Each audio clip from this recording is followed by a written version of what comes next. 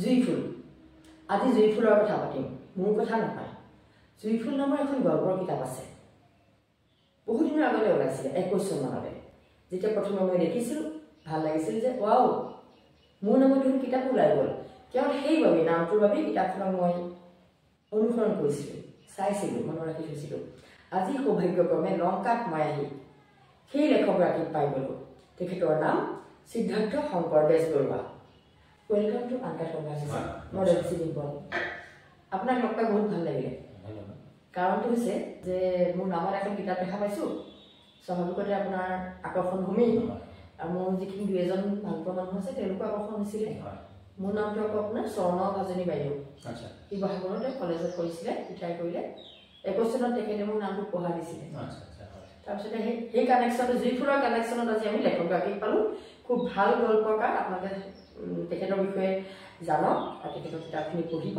জুইফুলখন তেখেতৰ প্ৰথম গল্পপুথি নহয় মই নামটোৰ কাৰণে যিখন কিতাপৰ লেখকগৰাকীক জানিবলৈ মন গৈছিলে আজি মই তেখেতৰ লগত আছোঁ আমি কথা পাতোঁ কথা লাগিব এতিয়া কওকচোন নামটো কেনেকৈ ভাবিলে জুইফুল মানে এটা ভাৱনা থাকেতো হয় সেই ভাৱনাটো আপোনাৰ যিমানেই যি নহওক এটা ইমাজিন কৰা যায় সেই ইমাজিনত মই ভাবিলোঁ যে জুইকুৰা মই ফুল হিচাপে দেখুৱাব বিচাৰিছোঁ আৰু তেনেকৈ ভাবোঁতেই হয়তো জুইকুৰা দেখি আছোঁ জুই বিভিন্ন সময়ত জুইকুৰা দেখি আছোঁ গতিকে শেষত ভাবিলোঁ যে নহয় জুই ফুল জুইও থাকিল যি জুয়ে কেতিয়াবা সংহাৰী ৰূপ লয় জুই আমাক প্ৰয়োজনো হয় আৰু তাৰ লগত ফুল সৌন্দৰ্যৰ প্ৰতীক ফুল দুইটাকে একেলগ কৰি পেলাই মই জুই ফুলৰ যিটো ইমাজিন সেই ইমাজিনেশ্যনটো মই প্ৰথম কথা মই সাহিত্যৰ ছাত্ৰীও হয় বা পঢ়ি ভাল পাওঁ আমাৰ দৃষ্টিত আপুনি এজন ভাল গল্পকাৰ আপোনাৰ গল্পটি এটা পঢ়িছোঁ ভাল লাগিছে সেই চৰ্চাটো আপুনি গল্প সাহিত্যৰ চৰ্চাৰ ক্ষেত্ৰত কোনখিনি বিষয়বস্তু ভাবে মানে গল্পৰ বিষয়বস্তু যেতিয়া মই গল্প লিখিবলৈ আৰম্ভ কৰিলোঁ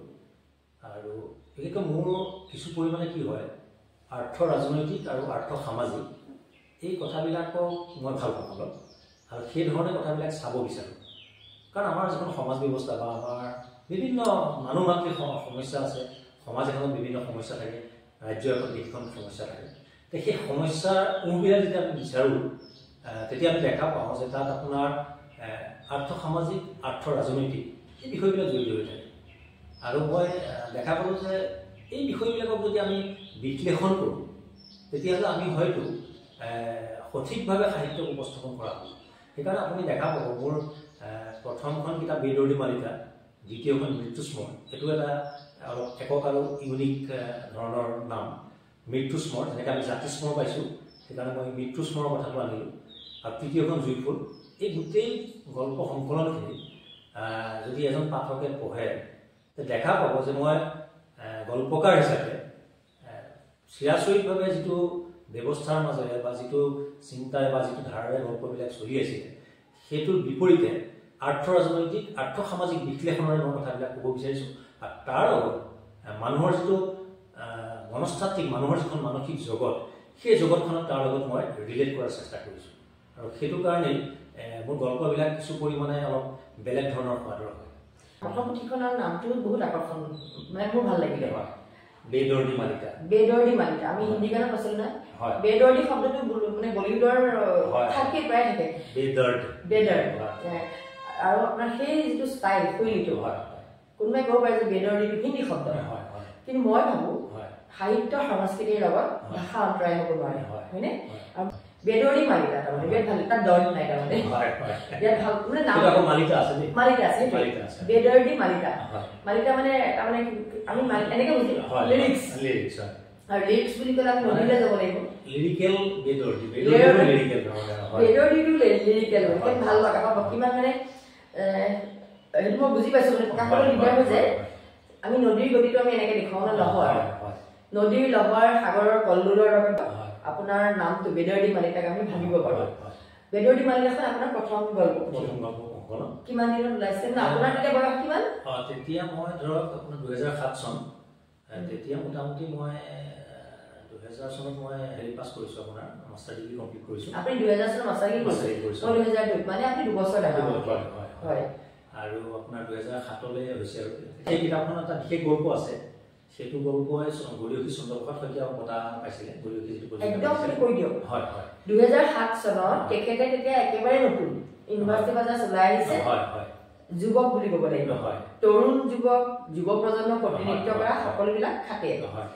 বেদৰদী মালিকাখনত কোনটো গল্পই চন্দ্ৰপ্ৰসাদ শইকীয়াৰ বঁটাটো পাইছে হয় হয় তাৰমানে কি হ'ল তেতিয়াতো আপোনাৰ ধৰক মানে মই কলেজ এখন সোমাইছো যদিও বস্তু হোৱা নাই এনেকুৱা এটা পৰ্যায় আছে পইচাৰ অসুবিধা আছে তেনেকুৱা দেখা পালো মানে আপোনাৰ গৰিয়সী চন্দ্ৰপ্ৰসাদ শইকীয়া পুৰণি এটা গল্প প্ৰতিযোগিতা পাতিছে মানে আপোনাৰ আসাম বিভাগ গ্ৰুপে গৰিয়সী ফালৰ পৰা আৰু গৰিয়সী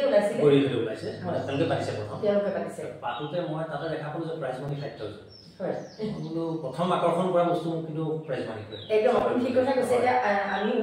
যেতিয়া অৰ্থনৈতিক সংগ্ৰামখন চলাই আছিল হাতত কলমটো থাকোতে হয় ভাল লাগে লিখি পেলাই এইখিনি সময়ত কিন্তু পইচাটো মেটাৰ কৰিছিল হয় হয় সেই মটিভেশ্যনটো মই পালো পাই পেলাই মই এটা গল্প লিখিলো বান্দৰ বিৱৰ্তন আৰু এটা স্থান গল্পটোৰ নাম বান্দৰ বিৱৰ্তন আৰু এটা স্থান মানে আমি বুজিছো বাইক স্থান সাইকেল ওকে সেই গল্পটো গৰিয়সীত প্ৰথম পুৰস্কাৰ লাভ কৰিলে 7 চনত আৰু সেই গল্পটো অকমান খলখনি তুলি লাগিল হয় মোৰ মানে এনেকুৱা হৈছে এতিয়া আপোনাৰ জুইফুলৰ কালি মই দুই এটা গল্প চাইছিলো হয় হয় আৰু ব্যস্ততা মোৰ বহুত আছিলে কালি আপোনাৰ আগৰ এপিসোডটো এডিটিং কৰি আছিল পঢ়িবলৈ দেখনে মন গৈছিলে কিন্তু মানে এতিয়া এনেকুৱা লাগিছে মই আপোনাৰ সেই 7 চনৰ কিতাপখন নিশ্চয় আছে মই আপোনাক তাৰমানে পুৰা চলাপ কৰিব লাগিব আপোনালোকক কৰক বেদৰদী মালিকা কিতাপখনৰ নাম আৰু গল্পটোৰ নাম আছিল বান্দৰৰ কি কয় বান্দৰ বিৱৰ্তন আৰু এটা স্থান 2007 চনত গৰিয়সী চন্দ্ৰপ্ৰসাদ শইকীয়া বঁটা লাভ কৰিছিলে 5,000 হয় হয় পইচাটো মেটাৰ নকৰে এমাউণ্টটো হয় কিন্তু আপোনাৰ যেতিয়া প্ৰথম গল্প সেইটো এটা মোৰ কাৰণে সাংঘাতিক অনুপ্ৰেৰণা হ'ল একদম তাৰ পিছত মোৰ আত্মবিশ্বাসো আহিল যে মই গল্প লিখিব পাৰিম হয় আৰু সেই জাৰ্নিটো আৰম্ভ হৈ গ'ল মোৰ বুজবাং ওলাই গৈছে তাৰমানে আপোনাৰ দ্বিতীয়খন কিতাপ মৃত্যুস্মৰণ হয় মানে আমি জাতিস্মৰণটো শুনিছো জাতিস্মৰণকে ভালকে জানো মৃত্যুস্মৰণ শব্দটো প্ৰথম শুনিছো কথাটো বুজি পাইছো বাৰু পূৰ্বজন্মৰ জাতিস্মৰণ কয় পৰজন্মৰ মৃত্যুস্মৰণ হয় হয় তাৰমানে মৃত্যুস্মৰণখন এখন মোৰ দ্বিতীয়খন গল্প সংকলন এই গল্প সংকলনখন আপোনাৰ প্ৰকাশ কৰিছে প্ৰাঞ্চজন্যই এই সংকলনখনত মৃত্যুস্মৰ বুলি এটা গল্প আছে যিটো গল্প যেনে জাতিস্মৰ আমি পূৰ্বজন্মৰ কথা ভাবোঁ মই মৃত্যুৰ পাছৰ কথাখিনি এইটো মৃত্যু স্মৰণ কৰি পেলাই মানে তাক লিপিবদ্ধ কৰিছোঁ আৰু মৃত্যু হোৱা মানুহ এজনে তেওঁ মৃত্যুৰ পাছৰ কথাখিনিৰ পৰা সময়খিনি এই গোটেইখিনিৰ মাজত তেওঁ এটা কথোপকথনৰ জৰিয়তে গল্পটো আগবাঢ়িছে তেওঁলোকে পঢ়িব নিশ্চয় ভাল পাব আৰু নতুন গল্পকাৰসকলে গল্প লিখিবলৈ মই চেষ্টা কৰিছো মই সদায় গল্প লিখিবলৈ গৈ পেলাই ডাষ্টবিনত ভৰ্তি হৈ যায় মই একদম আপোনাক মানে মানুহে অনুসৰণ কৰে বুলি কয় কিন্তু নহয় মই ইমান ভাল পাইছো যে মই সাহস পাই গৈছো আপোনাৰ কথা পাতে যে মই এনেকুৱা চাবজেক্টবিলাক ভাবি থাকো গল্প এটা মানে ভাল নহ'ব পাৰে কিন্তু মই সাহস কৰিছো গল্প এটা আপুনি এতিয়া পঢ়িব প্ৰথম কথা তাৰ বিষয়বস্তুটো মূল কথা বিষয়বস্তুটো প্ৰথমতে আহিব তাৰপিছত উপস্থাপনটো মেছেজটো হয় মেছেজ কিন্তু থাকিবই নিশ্চয় থাকিব লাগিব উপস্থাপন থাকিব আৰু ভাষা এটা খুব শক্তিশালী ৰূপ তাত ভূমিকা পালন কৰে শক্তিশালী ভূমিকা এটা পালন কৰে আৰু যিটো কথা মই বিশেষভাৱে গুৰুত্ব দিওঁ ভাষাটো কাৰণ মই ভাবোঁ যে ভাষাটোৰ জৰিয়তে এজন মানুহৰ চিন্তা এতিয়া চাওক বহুতে মানে চিন্তাত মানুহে যে কয় যে মই হৃদয়ত কোনো মানে খলখলি তুলিব বিচাৰিছোঁ অনুৰণ তুলিব বিচাৰিছোঁ মই মগজুতহে মই সদায় মানুহক কি কওঁ জানে আজি মানে মানুহক এটা কথা কওঁ মই নিজে প্ৰয়োগ কৰোঁ দেই যে হৃদয়খন আমি উশাহ নিশাহ ল'বলৈ জীয়াই থাকিবলৈ বাকী কোনো ক্ষেত্ৰতে আনকি প্ৰেম কৰোঁতে মগজুটো ব্যৱহাৰ কৰিব মোৰ ভাল লাগিলে আৰু তাতে আৰু এটা গল্প আছে আপোনাৰ আমুল মূল প্ৰেম ফুল বুলি পেলাই আমুল মূল প্ৰেম ফুল মানে আমুল মূল হেৱালিৰ বুলি গাটা আছে আমুল মূল বুলি ক'লে আমি সুগন্ধ বুজি পাওঁ আৰু এটা কথা মানে এতিয়া নিজৰ বিষয়ে কোৱাৰ নিচিনা হ'ব আপুনি ক'ব লাগিব আপোনাৰ বিষয়ে মই গোটেই আচলতে তেখেতক সিদ্ধাৰ্থ শংকৰ বেজবৰুৱা দেৱক যেতিয়া মই কালি আগতে মই জনা নাছিলোঁ জুইফুলৰ লেখক হিচাপে তেখেতক মই কেতিয়াবা জুইফুলখন শ্বেয়াৰ কৰিছিলোঁ আৰু এইটো মেনিফেষ্টেশ্যন আচলতে মই খুব বিশ্বাস কৰোঁ দেই যিটো হেঁপাহেৰে আপোনাক মই একো চিনি নাপাওঁ আপোনাৰ গল্প পঢ়া নাই ইভেন মই আপোনাৰ নামটোও মনত নাই জুইফুল দেখিছোঁ আৰু এইবাৰ বুকফেয়াৰটো চাইছিলোঁ জুইফুলখন লাগি আছে তাৰ লগত মই চেল্ফি এখন তুলি আহিছোঁ দেই মই যে নামটো নতুন নামটো দিছে জুইফুলখন আনিছোঁ আপোনাৰ গল্প পঢ়া নাই এইটো মোৰ দৈন্যতা বুলি কৈছো কিন্তু যে ইমান ভাল গল্পকাৰ বুলি ভবা হলে মই 3খন কালেকচন কৰি দিলে মোৰ নামটো দেখিছো ফটো এখন আনিছো আৰু তেতিয়া মই এইবাৰ বুকত আপোনাৰ বৰ চাইচিতি কিনিব লগা হৈছিল এতিয়া মই সেই কথাটো ক'বলৈ বিদৰ্দী মালিকাৰ এটা গল্প আছে কলিংগ কাল বুলি কলিংগ কাল তাৰমানে সেই গল্পটো ধৰক বিভিন্ন বিষয় আহিছে সেই গল্পটো উত্তৰ লখিমপুৰ যিখন আপোনাৰ সাহিত্য শাখিত যিখন আপোনাৰ হেৰি আছে মহাবিদ্যালয় আছে মহাবিদ্যালয় মনাচিখন কলেজ আৰু মহাবিদ্যালয়খনৰ MA কোৰ্সত মানে তাত স্নাতকোত্তৰ কোৰ্সত এই গল্পটো অন্তৰ্ভুক্ত হৈছিল কলিংগ কাল মানে ইমান সৰু এজন গল্পকাৰ বুলি কৈছো সৰু মানে মই হেতু দৃষ্টি সৰু কৰা নাই মানে আপুনি 7 চনতে প্ৰথম গল্পটো পইচা মানে অৰ্থনৈতিক সংগ্ৰামৰ ক্ষেত্ৰৰ কাৰণে লৈছিলে লক্ষ্যটো বেলেগত আছিলে সেইটো সাকসেসফুল বাৰু কিন্তু লগতে আপুনি ইনস্পিৰেশন হ'ল এটা আপোনাৰ গল্পকাৰ হিচাপে নামটো আহি গ'ল পইচাটো দিয়াৰ লগে লগে এটা বঁটা পাব আজিকালি বঁটাখন বহুত ওলাইছে কিন্তু গৰিয়সৰ নিচিনা হয় নহয় গৰিয়সৰ নিচিনা আলোচনা বঁটাটো নিখন্দেহে স্বচ্ছ সেইটো আপোনাৰ মাইলেজ এটা দিলে আৰু অৰেঞ্জৰ লেখা চাই খুব ধুনীয়াকে লিখিছে হয় মই এই ভিডিঅ'টো মেইনলি দি থোৱা আছে বিশেষভাৱে গল্পটো সম্পৰ্কে লিখিছে পঢ়ি ভাল পাব যিসকলে সাহিত্য চৰ্চা কৰে লগতে যিসকলে কলম তুলি লৈছে গল্প লিখিব সেই সকলৰ কাৰণে কিন্তু তেখেতৰ বিষয়বিলাক যাত্ৰা মানে ভাল হ'ব কামৰণৰ সময়ত মানে যেটো মই লেখক বাকী সুকুলমেনটো যে অসমখনে জড়িত হৈছিল তে লেখক হিচাপে মই কি কৰিব পাৰোঁ গতিকে মই ঘৰলৈ যোৱাৰ বাট কিনি বুলি পেলাই আন্দোলনৰ পৰা উঠি যোৱা বাট হয় হয় এটা মই গল্প লিখিলোঁ সেইটো পঢ়িবলৈ মানে ভাল লাগিছিল আৰু এইটো অলপ লিৰিকেল হৈছিলে আৰু তাতে আপোনাৰ এটা বিশেষ গল্প আছে জুইফুলখনত জুইফুলটো আছেই জুইফুলৰ বিষয়ে আপোনালোকে পঢ়িবই মানে মোৰ বিষয়ে নহয় গল্পটো গল্প খেতি বুলি পেলাই এটা গল্প আছে তাত গল্প খেতি যেনেকৈ আমি ধৰক